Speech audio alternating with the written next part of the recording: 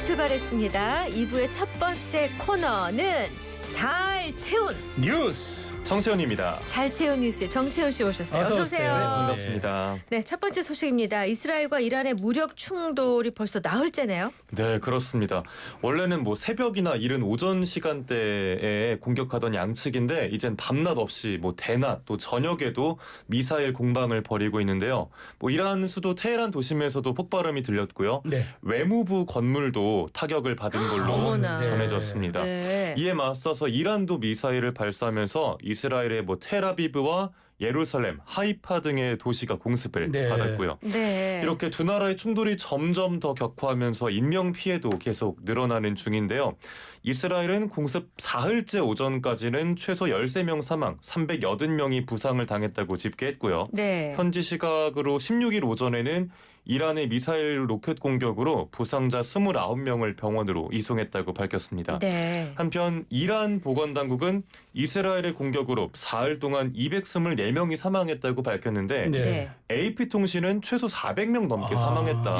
또 아이고. 650명이 넘게 다쳤다고 집계해서 좀 그 언론 보도마다 차이가 있는 상황입니다. 네. 그런데 네타냐후 총리가 이란 정권 교체까지 언급을 했죠. 네, 양측 간 충돌이 더 장기화될 거란 전망이 계속해서 나오고 있습니다. 네, 그렇군요. 근데 이러다 보니까 상황이 점점 더 심각해지면서 중동 긴장이 더 고조되지 않습니까? 네. 그러다 보니까 가장 걱정되는 건 국제 유가예요. 맞아요. 어떻습니까 지금? 국제 유가가 국제 정세가 불안해지니까 오르고 있죠. 아, 네. 네, 서부 텍사스산 원유, 브렌트유 선물 가격 모두 상승세입니다. 현재 흐름상이라면 앞으로도 유가가 오를 가능성이 커 보이고요. 만약에 중동 긴장이 더 심해져서 호르무즈 해협까지 봉쇄가 된다고 가정을 하면 네. 유가가 배럴당 $100까지 갈 수 있다는 네. 전망도 나오고 있습니다. 네. 이런 가운데 오늘 오전에 서울의 휘발유 가격이 리터당 1,700원을 넘겼어요. 네. 다만 이 서울 휘발유 가격, 우리나라 기름값 상승세는 미국과 이란의 핵 협상 차질이나 러우 전쟁 휴전 협상 지연 등이 반영된 거고요. 중동 긴장 고조에 따른 요인은 반영되지 않은 겁니다. 네. 국제 유가 변동은 국내 주유소 가격에 반영되기까지 보통 2에서 3주가량 걸리기 때문이죠. 네. 네, 국내 유가는 지난주까지 5주 연속 내렸었는데 최근에 국제 유가가 상승세로 돌아서고 또 중동 긴장도 고조되다 보니까 이번 주 다음 주 좀 더 오를 거로 보입니다. 그럼 2, 3주 후에 반영이 된다 그러면 그때 더 오를 수도 있다는 그럴 얘기네요. 가능성이 커 보입니다. 걱정입니다. 네. 자, 다음 소식입니다. 경찰이 한국 서부발전과 한전 KPS를 압수수색했다는데 왜 그런 건가요? 네, 이게 지난 2일에 충남 태안 화력발전소에서 일하던 고 김충현 씨가 숨진 일이 그렇습니다. 배경이 됐습니다. 네, 김 씨의 사망 사고를 수사 중인 경찰과 노동부가 원청인 한국서부발전과 한전 KPS 등을 상대로 압수수색을 벌인 겁니다.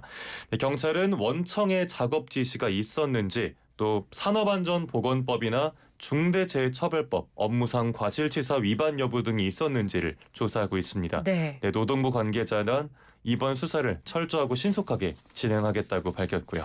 그렇군요. 근데 태안 화력발전소에서 그러면 고 김충현 씨의 정확히 어떤 사고가 있었던 겁니까? 네, 김 씨는 한전 KPS의 재하청을 받은 한국 파워 O&M 소속 비정규직 근로자였는데요. 네. 지난 2일 오후 2시 반쯤에 이 발전소 내 기계 공작실에서 작업을 하던 중에 공작 기계에 끼어 숨졌습니다. 네. 아유.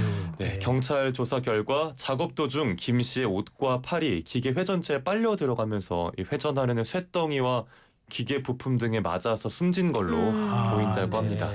네, 국립과학수사연구원도 부검에서 다발성 골절이 사인으로 추정된다고 했고요. 이달 중에 최종 부검 결과가 나올 예정인데요. 네, 다시 한번 삼가 고인의 명복을 빕니다. 네. 아, 그렇습니다. 네. 네. 자, 다음 소식입니다. 최근 영혼까지 끌어모은다는 이른바 영끌 대출 수요가 급증하고 있다고요? 네, 맞습니다. 금리 하락 속 새 정부 출범에 따른 주택가격 상승 기대까지 겹치면서 이른바 영끌 대출의 열기가 식지 않는 건데요. 네. 지난 12일 기준으로 5대 시중은행의 가계대출 잔액이 750조 792억 원입니다. 5월 말보다 거의 2조 가까이 불었어요. 1조 와. 9,980억 원이 네. 네, 불과 반개월도 안 되는 사이에 늘어난 그러니까요. 거죠. 네네. 네. 최근에 이렇게 가계대출 증가세가 굳어지고 특히 고가 주택 신규 대출 위주로 증가 속도가 빨라지는 분위기라고 합니다. 네. 네. 또 여기에 더해서 다음 달에 3단계 스트레스 DSR 시행을 앞두고 있죠. 네, 그래서 미리 대출을 신청하려는 고객도 늘었고요. 네. 대면과 비대면 대출 신청 모두 증가세라고 하는데 일부 은행 영업점 창구에선 1시간 가까이 대출 상담 대기줄이 어머나. 이어진다고 하고요. 예. 또 비대면은 신청 건수가 작년 평균보다 3배가 많다고 합니다. 자, 근데 신규 주택담보대출에서 정책 대출 비중이 빠르게 줄어들고 있다. 이건 어떤 의미로 받아들여져요? 네, 말씀하신 대로 이달 들어서 5대 은행의 신규 주담대 취급액 중에 정책 대출 비중이 28% 수준으로 낮아졌습니다. 네. 작년 말에는 56%였는데 불과 5개월여 사이에 절반 수준으로 떨어진 거죠. 네. 이 정책 대출에는 조건이 있습니다. 담보 주택 가격이 9억 원 이하여야 되는 건데요. 그 말인즉슨 9억 원을 넘는 고가 주택 대상의 은행 자체 재원 주담대가 가계대출 증가를 주도한다는 뜻이겠죠. 네. 네, 한편 개인 신용대출도 눈에 띄게 불어나는데요. 네. 상당 부분이 주택뿐만 아니라 뭐 주식이나 코인에 흘러드는 어머나. 걸로 아이고. 추정된다는 분석도 나왔습니다. 네. 네.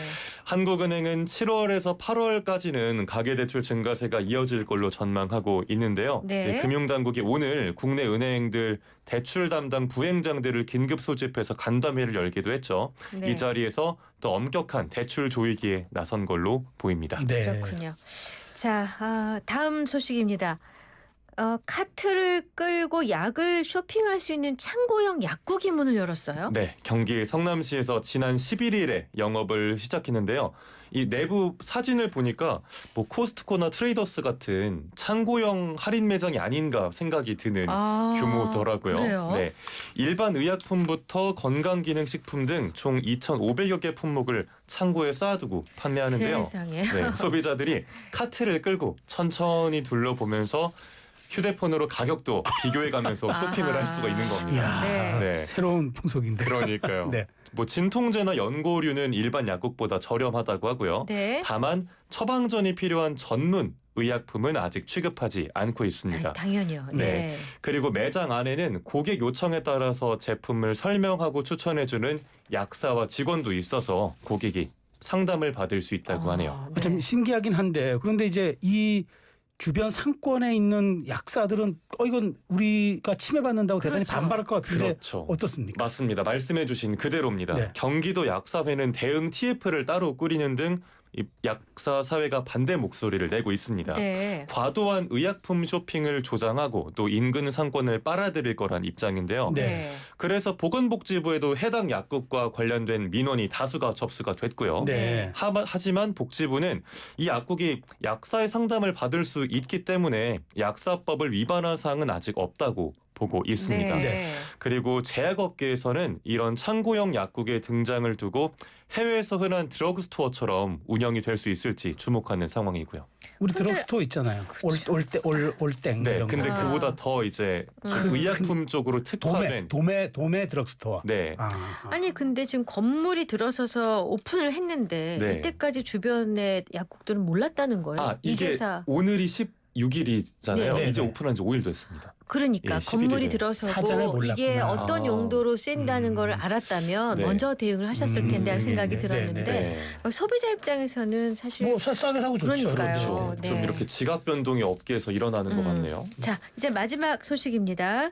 이웃 주민들과 돈을 걸고 화투를 친 혐의로 법정에선 60대가 1심과 항소심에서 모두 무죄를 선고받았다고요? 네, 그렇습니다. 60대 A씨는 2023년 4월 군산시 한 아파트에서 이웃들과 판돈을 걸고 고스톱을 친 혐의로 기소됐는데요. 네. 법원은 점당 100원으로 계산을 했고 판돈 규모도 10만 8,400원에 불과한 점, 또 네. 게임의 방식도 오락의 성격이 강했던 점 등 때문에 도박으로 보긴 어렵다라고 판단했습니다. 네네. 또 이긴 사람이 딴 돈 일부를 치매값으로 쓰자 예. 이런 룰도 있었대요. 네. 그래서 승자 독식 구조가 아니었다는 점도 법원의 판단에 영향을 미쳤습니다. 저도 좀 100으로는 쳐본 적이 있는데 큰일 날 뻔. 네, 위험했네요. 아니 근데 뭐 좀 소박해 보이긴 한데 네. 또 1심에서 무죄가 나왔는데 검찰이 항소를 또 했었네. 에? 그렇죠. 그래서 2심까지 간 겁니다. 예. 검찰은 피고인이 과거에 도박죄로 처벌받은 전력이 있고 네, 예. 또 당시에 고스톱이 경찰 단속으로 중단된 점 등을 들어서 항소를 했는데요. 네. 항소심 재판부는 당시 현장에서 오간 돈이 크지가 않았고 또 경제적 이득을 목적으로 한 반복적인 도박 행위로 보기 어렵다고 봤습니다.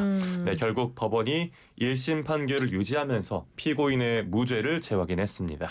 아, 도박죄로 처벌받은 전력이 있기 때문에 그게 좀 이렇게 더 크지 돼. 않았을까요? 네. 그러셨군요.